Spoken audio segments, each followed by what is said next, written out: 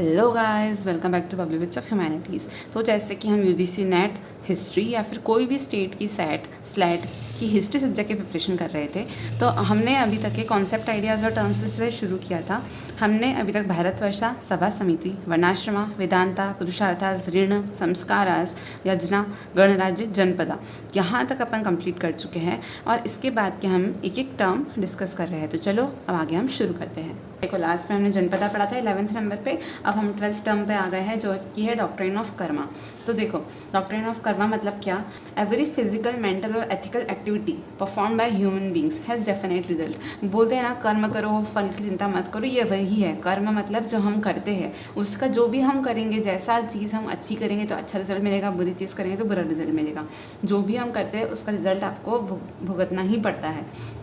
जो भी human being है या जो भी क्रिएचर है, ऐसा नहीं कि सिर्फ ह्यूमन बींग, जितने भी क्रिएचर्स हैं वो सभी के सभी अपने कर्म से बाउंड रहते हैं, अपनी रीड्स से बंधे हुए रहते हैं। और इन सब से मुक्ति उनको कैसे मिलेगी? मोक्ष से, लिबरेटेड बाय द नॉलेज। ठीक है, closely associated with the idea of rebirth. देखो, ऐसा बोलते हैं ना कि अगर हमने कुछ काम अच्छे नहीं किए हैं तो पुनर्जन्म होता रहता है। हमें पिछले जन्म की जो चीज़ें रहती है, बुरे कर्म रहते हैं, उसके इस जन्म में अपन को भुगतान करना पड़ता है। वैसे ही यहाँ पे लिखा गया है कि रीबर्थ के आइडिया से बहुत ही ज़्यादा क्लोजली रिलेट करता है कर्मा का डॉक्ट्राइन। और based on the following beliefs and assumptions. अब देखो, इसी में ही कुछ अपने 7 फैक्ट से जो कर्मा के ऊपर है वो है सुप्रीमेसी ऑफ कर्मा। देखो, कर्म सबसे ऊपर है, जैसा तुम करोगे वैसा ही तुम्हें लाइफ में झेलना पड़ेगा। अच्छी चीज़ें फेस कर रहे हो इसका मतलब अच्छे कर्म किए हैं, बुरी चीज़ फेस कर रहे हो इसका मतलब तुमने ऐसा कुछ किया है कि उसका रिजल्ट तुम्हें फेस करना पड़ रहा है। Belief in immortality of self. देखो, यहाँ पे क्या कहते हैं कि जो डेथ होती है ना, वो सिर्फ एक बॉडी खत्म कर सकती है, सोल खत्म नहीं कर सकती। अगर तुमने पिछले जन्म में कुछ गलत काम किया है तो तुमको इस जन्म में वो झेलना ही पड़ेगा। अगर तुम इस जन्म में कुछ गलत काम कर रहे हो तो या तो तुम्हें इसी जन्म में उसकी पनिशमेंट मिल जाएगी या उस चीज़ की पनिशमेंट तुम्हें अगले जन्म में मिलेगी। मतलब तुम अपने कर्म से भाग नहीं सकते हो।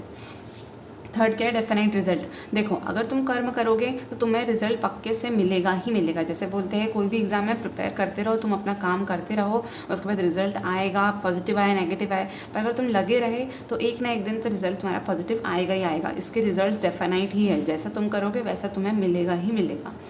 फोर्थ क्या है? इंडेस्ट्रक्टिबिलिटी। इंडेस्ट्रक्टिबिलिटी मतलब क्या? कि कभी भी जो कर्मा का जो रिजल्ट है वो कभी भी डिस्ट्रक्ट नहीं कर सकते, कभी भी ख़त्म नहीं कर सकते हैं। जो अभी की जो अपने प्रेजेंट लाइफ है वो किस क्या है? Result of reward and punishment of past life. जो तुमने अच्छे कर्म बुरे कर्म जो भी किए हैं उसी का रिजल्ट है ये वाली लाइफ। फिफ्थ क्या है? Necessity of rebirth. देखो, रीबर्थ का नेसेसिटी क्यों? क्योंकि अगर इस जन्म में हमने जो भी काम किया है, कर्मा किया है, उसका अगर रिजल्ट नहीं मिला है तो वो रिजल्ट अगले जन्म पे ट्रांसफ़र होता है, बुरा अच्छा सब चीज़ों का।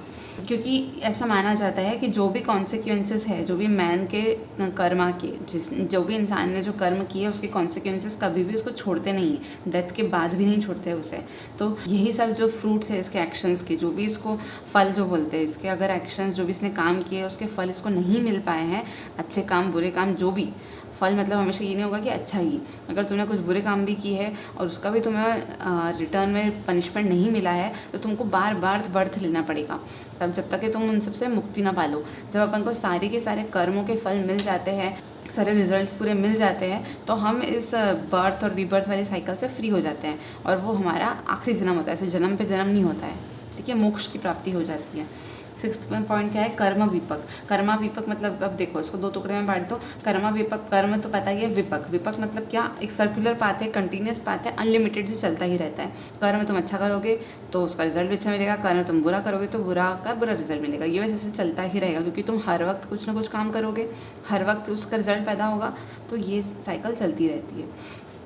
Determination of general condition of life. अब देखो, वही है कर्म फला, मतलब जैसा तुम करोगे वैसे ही तुमको फल मिलेगा। हैप्पीनेस, अगर देखो ऐसा होता है ना कि अपन कहते हैं कि यार हमने तो किसी के साथ कुछ बुरा नहीं किया, कुछ भी सबका अच्छा चाहा, फिर भी हमारी ज़िंदगी में इतने दुख क्यों? कभी कुछ फाइनेंशियल प्रॉब्लम, कभी कुछ डेथ की प्रॉब्लम, कोई फैमिली में जा रहा है, कोई भी ऐसी प्रॉब्लम आती है तो इसमें हम भगवान को पूछते हैं कि हमने तो किसी के साथ कुछ बुरा किया नहीं, तो हमारे साथ बुरा क्यों हो रहा है? नहीं, वो एक्चुअली ये है कि तुम्हारी शायद तुमने पास्ट वाले जो जन्म था तुम्हारा, पास्ट वाला जो तुम्हारी जो लाइफ थी उसमें शायद तुमने ऐसे कुछ काम किए हो जिसकी पनिशमेंट तुम्हें उस जन्म में नहीं मिली हो, इसलिए इस जन्म में मिल रही है। अब हमारा देखो दूसरा टर्म क्या है, दंड नीति मतलब क्या, देखो दंड से समझ में आ रहा है पनिशमेंट, तो इसका मतलब क्या है एडमिनिस्ट्रेशन ऑफ फोर्स, ऐसे प्रॉपर एडमिनिस्ट्रेशन होना स्टेट अफेयर्स का, और वो थोड़ा फोर्स ला के हो गई, जैसे लॉज होते हैं, लॉज अगर किसी ने ब्रेक किया तो उसको दंड देना पड़ता है, उसको फाइन भरना पड़ता है, तो ये चीज़ है। Laws that are to be followed to punish a person for the crime committed by him और हर, ऐसे लॉज जो हम फॉलो करते हैं अगर किसी को पनिशमेंट देनी हो तो। देखो अगर किसी ने कुछ भी चोरी करी है, किसी ने क्राइम किया है, कुछ भी किया है, तो उसकी पनिशमेंट लिखी होती है, लॉ में लिखी होती है, वही अपन वो देते हैं, तो इसी को बोलते हैं दंड नीति। देखो जो मनु था, मनु ने क्या कहा था कि 5 फंक्शंस होते हैं किंग के जिसको परफॉर्म करने देते हैं। फर्स्ट है दंड नीति, ठीक है, दंड नीति अपन ने अभी पढ़ा। सेकंड है टैक्सेशन, थर्ड है justice and judicial system, fourth है इंटर स्टेट रिलेशंस, स्टेट्स के बीच में आपस का रिलेशन, और फिफ्थ है मॉरलिटी एंड रिलीजन। तो ये चीज़ आप याद रखना। अब हम अपने ये वाले टर्म पे आ जाते हैं अर्थशास्त्र। देखो अर्थशास्त्र के बारे में सभी ने बहुत ज़्यादा पढ़ा होगा। अर्थशास्त्र कौटिल्य ने बुक लिखी है। अर्थशास्त्र फर्स्ट इंडियन टेक्स्ट है जिसने स्टेट को डिफाइन किया है। किस तरीके से, प्रोज फॉर्म में। देखो प्रोज और पोइट्री 2 फॉर्म है, गद्य और पद्य, तो इसने प्रोज फॉर्म में उसको डिफाइन किया है कौटिल्य ने। कौटिल्य ने क्या कहा है इसमें मैक्सिमम उसने टॉपिक्स कवर कर लिए हैं, जैसे कि politics, military strategy, function of state, overall economy और सोशल ऑर्गेनाइजेशन। मतलब ये अर्थशास्त्र सिर्फ और सिर्फ इकोनॉमिक्स पे बेस नहीं है, ये पूरे स्टेट के अफेयर्स से डील करती है। अब तुम बोलोगे कि ये कौटिल्य थे कौन, तो कौटिल्य देखो प्राइम मिनिस्टर थे चंद्रगुप्त मौर्य के टाइम पे। तो चंद्रगुप्ता के लिए ये उन्होंने एक हैंडबुक बनाई थी अर्थशास्त्र नाम की, कि वो अपना जो स्टेट के अफेयर्स है वो इससे रेगुलेट करें। अर्थशास्त्र याद रखना थी संस्कृत लैंग्वेज में लिखी गई है। इसकी 15 बुक है, मतलब 15 बुक्स मतलब 15 वॉल्यूम में अर्थशास्त्र लिखी गई है, जिसमें 150 चैप्टर्स है, 180 टॉपिक्स है और 380 श्लोकास है। और ये कब लिखी गई है, 2nd और 3rd सेंचुरी के बीच में। एक और चीज़ की ये रीडिस्कवर कब हुई थी, 1905 में। अब देखो इतना पुराना टेक्स्ट है चंद्रगुप्ता मौर्य के टाइम पे, तो इसको रीडिस्कवर कब हुआ था, 1905 में। और किसने डिस्कवर किया था, आर शर्मा शास्त्री ने। इन्होंने ही 1909 में इसको पब्लिश कर दिया था। इसका जो फर्स्ट इंग्लिश ट्रांसलेशन था, क्योंकि ये संस्कृत लैंग्वेज में पब्लिश हुई थी, इसका जो फर्स्ट इंग्लिश ट्रांसलेशन था वो 1915 में आया था, साइंस ऑफ पॉलिटिक्स के नाम से। सप्तांग, देखो ये रहा हमारा सप्तांग वर्ड। सप्तांग वर्ड में क्या लिखा, सप्तांग मतलब 7, ठीक है।